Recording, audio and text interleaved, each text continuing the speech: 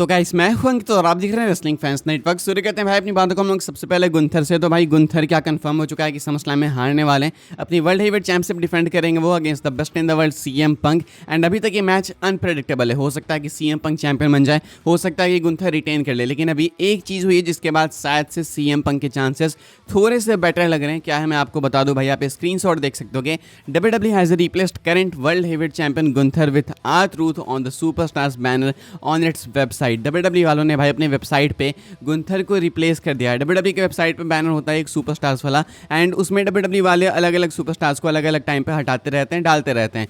अभी गुंथर को ही हटा दिया इन्होंने। भाई गुंथर को हटाना तुम समझ रहे हो, गुंथर आपके वर्ल्ड चैंपियन है, आप अपने वर्ल्ड चैंपियन को कैसे हटा सकते हो। अभी पुराने वाले बैनर में आप ध्यान से देखोगे तो यहाँ पे जॉन सीना, कोडी वगैरह, रोमन वगैरह सब है, एंड न्यू वाले बैनर में भी ये हैं, लेकिन गुंथर को रिप्लेस कर दिया गया यहाँ पे R-Truth से। अब R-Truth से किया गया रिप्लेस, उसमें कोई दिक्कत नहीं है। बात यह है कि आखिर गुंथर को क्यों किया गया, वर्ल्ड हेवीवेट चैंपियन को क्यों किया गया। क्या ऐसा है कि गुंथर ब्रेक पे जाने वाले हैं? क्या ऐसा है कि WWE वालों ने डिसाइड कर लिया कि Gunther world heavyweight championship drop करेंगे? शायद हाँ ऐसा हो सकता है, या नहीं तो जस्ट एक कोइंसिडेंस हो सकता है, लेकिन ये मानना काफ़ी मुश्किल है क्योंकि आप देखो ना, इस बैनर पे काफ़ी सारे ऐसे और भी सुपरस्टार्स थे भाई जिनको रिप्लेस किया जा सकता था। डोमिनिक हैं, जेकब फाटू हैं, इवन ये हैं भाई अपनी जो अभी जस्ट मरिया में आई हैं वो हैं, सार्लेट फ्लेयर हैं, ट्रिक विलियम्स है, जे उसमें बियांका हैं, टिफनी है, पता नहीं कौन कौन है। आप इनमें से किसको भी रिप्लेस कर सकते हो, सोल रूका है, लेकिन WWE वालों ने इसमें से किसी को नहीं किया बल्कि गुंथर को रिप्लेस किया। तो ये बहुत ही एक मेजर मूव है, तो इसलिए चांसेस हैं कि शायद से हो सकता है कि गुंथर इस मैच को हारते हुए दिखेंगे। अब पता नहीं वो सोल रूका थी या लोला वाइस थी भाई, एक तो मुझे दोनों में पहचान ही नहीं हो पाती है कि लोला वाइस कौन है, सोल रूका कौन है। तो उन जो भी उन दोनों में से किसी को भी रिप्लेस किया जा सकता था, लेकिन गुंथर को रिप्लेस करना एक बोल्ड मूव है एंड कुछ चीज़ें हिंट करता है डेफिनेटली। ये नहीं बोलूँगा कि कंफर्म है, लेकिन ये बोलूँगा जरूर कि सस्पिशियस है। देखना होगा इंटरेस्टिंग के समरस्लैम में क्या होता है। आगे बढ़ते हैं गाइस, हम लोग बात करते हैं जॉन सीना के बारे में। तो भाई अब जॉन सीना की कुछ चंद ही अपीयरेंस बची है, कुछ 14 अपीयरेंस बची है अगर मैं गलत नहीं हूँ तो, एंड इसमें से भाई बहुत सारी अपीयरेंस अनाउंस भी हो चुकी है। तो देख लेते हैं भाई कौन कौन सी अपकमिंग एडवर्टाइजमेंट्स है जॉन सीना की। आप देख सकते हो कि 1 अगस्त को जॉन सीना अपीयर होने वाले हैं अभी स्मैकडाउन में, उसके बाद समरस्लैम में जॉन सीना अपीयर होंगे। 3 अगस्त को इनकी दूसरी अपीयरेंस है, इसके बाद 8 अगस्त को जॉन सीना अपीयर होंगे भाई स्मैकडाउन में, तीसरी अपीयरेंस। उसके बाद चौथी अपीयरेंस इनकी सीधा है भाई अगस्त 22 को, जो कि अगेन स्मैकडाउन में होने वाली है। फिर उसके अगले ही हफ्ते स्मैकडाउन में अगस्त 29 को होने वाली है, इनकी 5वीं अपीयरेंस होगी, वो भी स्मैकडाउन में होगी। देन सीधा क्लैश इन पेरिस में जॉन सीना आएंगे भाई 31 अगस्त को, ये इनकी 6ठी अपीयरेंस होगी। 5 सितंबर को जॉन सीना आएंगे भाई, ये इनकी 7वीं अपीयरेंस होगी, स्मैकडाउन में आएंगे।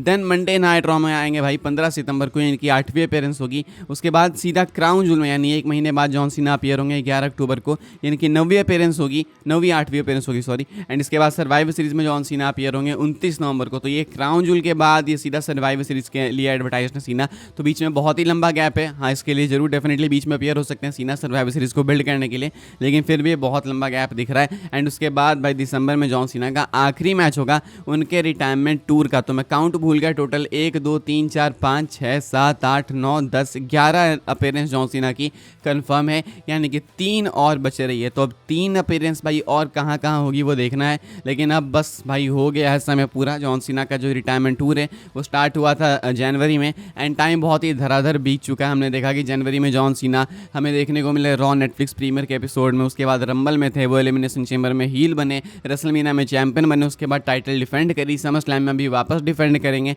एंड इसके बाद कुछ और जॉन सीना की 10-11 अपीयरेंस अनाउंस्ड है, 2-3 अपीयरेंस और बच रही है, तो देखते हैं क्या होता है। ये है भाई जॉन सीना को लेके एक sad news, the time is coming up, it's going to be over very very soon. आगे बढ़ते हैं गाइस, हम लोग बात करते हैं नेटफ्लिक्स के रिएक्शन के ऊपर। तो WWE वाले भाई नेटफ्लिक्स पे अपने शोज हिट कर रहे हैं, एंड काफ़ी टाइम से बातें हो रही हैं कि प्रॉफिट हो रहा है कि लॉस हो रहा है, पता नहीं क्या क्या नंबर्स अपनी जा रहे हैं। लेकिन मैं आपको इतना बता सकता हूं कि नेटफ्लिक्स वाले भाई काफ़ी खुश हैं WWE की परफॉर्मेंस से। तो नेटफ्लिक्स के वाइस प्रेसिडेंट स्पोर्ट्स वाले सेक्शन में गेब स्प्रेट्जर वो कमेंट करते हैं भाई अपनी पार्टनरशिप के ऊपर, एंड कहते हैं कि हम जो भी होप कर रहे थे कि हमें मिले वो सब हमें मिला, उससे ज़्यादा ही मिला है। यानी कि WWE से जो आस लगा के बैठे थे कि WWE वाले ये रिजल्ट्स ला के देंगे, इनको उससे बेटर ही रिजल्ट्स मिले हैं। हालांकि मानना काफ़ी मुश्किल है, लेकिन इनका ऐसा कहना है कि उससे बेटर इनको रिजल्ट्स मिले हैं। इनका कहना है कि WWE वाले जो चाहते थे उनको भी वो मिल रहा है, क्योंकि हम भी कंट्रीब्यूट कर रहे हैं अपनी तरफ से। ऐसा नहीं कि हमने कभी सोचा था कि हम WWE को चेंज कर देंगे, हल्का हल्का कंट्रीब्यूट करते रहेंगे, जो कि हम कर रहे हैं। एंड WWE वालों को भी हमसे हेल्प मिल रही है। तो हमने सोचा था कि हम दोनों सुपर पावर्स, मतलब हम डिस्ट्रीब्यूट कर सकते हैं आपके प्रोग्राम को, एंड आपका प्रोग्राम एपिक होना चाहिए। तो हमने सोचा था कि हम दोनों सुपर पावर्स मिलेंगे, कुछ अच्छा अच्छा करेंगे, तो हमने वो किया एंड हम लोग कर रहे हैं एंड उसका प्रॉफिट दिख रहा है। तो कह रहे हैं कि जो भी हमने आस लगाई थी, जो भी हमने होप किया था, उसके रिजल्ट्स काफ़ी ज़्यादा ही विजिबल है। हालांकि अगेन रिपीटिंग है, मानना मुश्किल है, क्योंकि ये लोग भाई मंडे नाइट रॉ के नेटफ्लिक्स प्रीमियर एपिसोड के लिए कुछ 50-60 मिलियन की व्यूअरशिप एक्सपेक्ट कर रहे थे एंड उतनी आई नहीं व्यूअरशिप, कुछ 3 मिलियन के आसपास है, 4 मिलियन आई थी। तो इसलिए मानना थोड़ा मुश्किल है, बट स्टिल भाई अगर नेटफ्लिक्स वाले कह रहे हैं तो या तो हो सकता है कि पीआर के लिए कह रहे होंगे, या नहीं तो हो सकता है भाई कि एक्चुअली में प्रॉफिट होगा। तो ये भाई नेटफ्लिक्स वालों का रिएक्शन WWE के ऊपर। आगे बढ़ते हैं गाइस, हम लोग बात करते हैं पेज के बारे में। तो भाई पेज जब से AEW से निकली है तब से क्वेश्चन उठे हैं कि WWE में कब आएंगी, क्योंकि ऑब्वियस सी बात है भाई कि अगर श्रेया अब AEW में नहीं है तो अब WWE वाले पेज को साइन करना चाहेंगे, चांसेस काफ़ी ज़्यादा होंगे, लेकिन अभी तक ये वापस नहीं आई है। लेकिन स्टिल ये चीज़ कंसर्निंग नहीं थी मेरे लिए, लेकिन अब है। मैं आपको अपडेट बता दूं भाई, पर bodyslam.net WWE is not interested in bringing Paige back and there have been no discussions about her return. In fact there were absolutely no plans for her to appear at this month's Evolution PLE। कहा जा रहा है, bodyslam.net का कहना है कि WWE वाले interested ही नहीं है पेज को वापस लाने में, बातें ही नहीं है भाई पेज को वापस लाने की। इनफैक्ट ये जो एवोल्यूशन के लिए रूमर्स थे कि पेज आ सकती हैं, WWE वालों ने एक बार भी डिस्कस नहीं किया पेज को उसके लिए। आखिर ऐसा क्यों है भाई, पेज को क्यों नहीं ला सकते? मतलब पेज आना चाहती हैं, इन्होंने सब कुछ बोल दिया कि मैं तैयार हूँ, WWE वाले जैसे भी बुक करना चाहें, पुराने थीम सॉन्ग के साथ या नए थीम सॉन्ग के साथ, पेज नाम के साथ या सरेया नेम के साथ, जो भी चाहे WWE वाले उस तरीके से मैं आने को तैयार हूँ। लेकिन WWE वाले इनको लाने को तैयार नहीं है। मुझे लगता है कि लाना चाहिए भाई, पेज में है वो टैलेंट, पेज वो अट्रैक्शन है, लाइक निकी बेला अभी आई है ना, वैसे ही पेज भी आ सकती है। लेकिन WWE वाले भाई फिलहाल रेजिस्ट कर रहे हैं, WWE वाले इंटरेस्टेड नहीं दिख रहे हैं अकॉर्डिंग टू bodyslam.net। आगे बढ़ते हैं, कैसे हम लोग बात करते हैं अपनी आखिरी स्टोरी के बारे में, जो कि समरस्लैम को लेके। तो भाई समरस्लैम अगर आपको देखना है तो दिमाग में एक्सपेक्ट द अनएक्सपेक्टेड बिठा के देखना है। क्यों भाई, मैं आपको बताता हूँ। एंड्रू बेडेला ने एक ट्वीट किया था एंड ये लिखते हैं, it will be interesting to see what WWE will do regarding both outcomes of these two matches, considering both Cody Rhodes and Roman Reigns will begin filming the Street Fighter movie after SummerSlam. यानी कि Roman Reigns का जो match confirm हुआ है tag team match, कोडी का जो match confirm है अगेंस्ट सीना, इन दो मैचेस के लिए कंफ्यूजन है कि आखिर इनकी एंडिंग कैसे होगी। रोमन जीतेंगे, रोमन हारेंगे, कोडी जीतेंगे या कोडी हारेंगे, बिकॉज रोमन कोडी दोनों कहीं जाना है भाई समरस्लैम के बाद स्ट्रीट फाइटर को फिल्म करने, यानी कि दोनों ही WWE से ब्रेक लेंगे। अभी अपडेट का कहना था कि कोडी हील नहीं बनेंगे, कल रात को मैंने आपको अपडेट बताई। देन उसी अपडेट में बताया गया भाई कि रॉक जो है वो कम बैक भी नहीं करने वाले अपना समरस्लैम में। इनफैक्ट डिस्कशन ही नहीं है कि रॉक कब वापस आएंगे।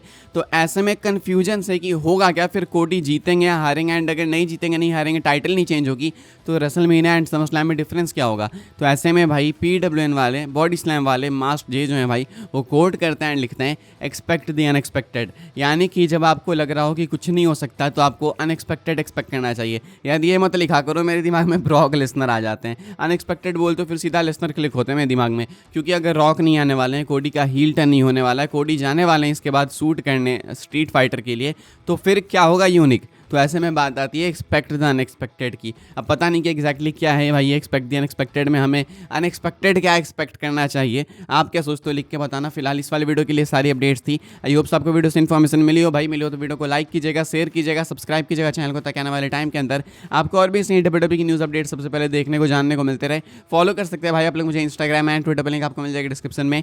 ज्वाइन कर सकते हैं व्हाट्सएप चैनल को, उसके भी लिंक है डिस्क्रिप्शन में। मिलेंगे मैं अगली वीडियो में आपको जल्दी ही, तब तक के लिए good bye, thanks for watching.